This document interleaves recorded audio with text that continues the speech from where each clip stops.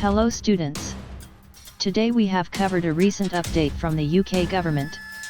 Prime Minister Rishi Sunak has announced that the fees and health surcharge paid by visa applicants, including Indians, towards the UK's National Health Service, NHS, which is funded by the state, will significantly rise.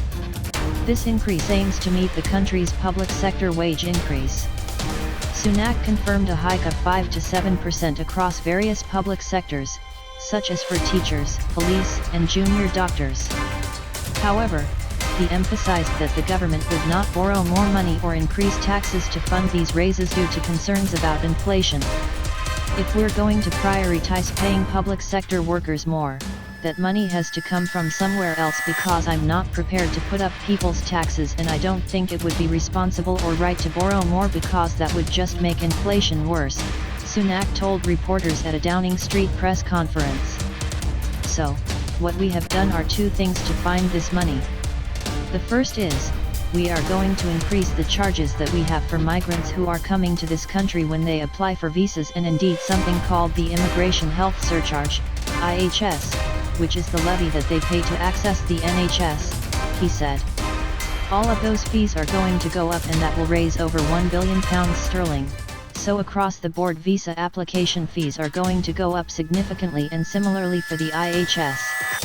As a second measure to cover the higher wage bill, government departments will be asked to reprioritize their spending. This does not entail job cuts or reductions in services, but rather a shift in focus towards different priorities, Sunak said. The Conservative Party government led by Rishi Sunak has faced significant pressure and disputes over public sector pay, resulting in strikes across schools and hospitals.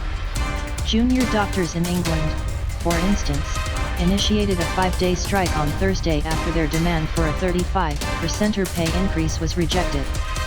Sunak declared that his wage offer was final and that further industrial action would not alter the decision. There will be no more talks on pay.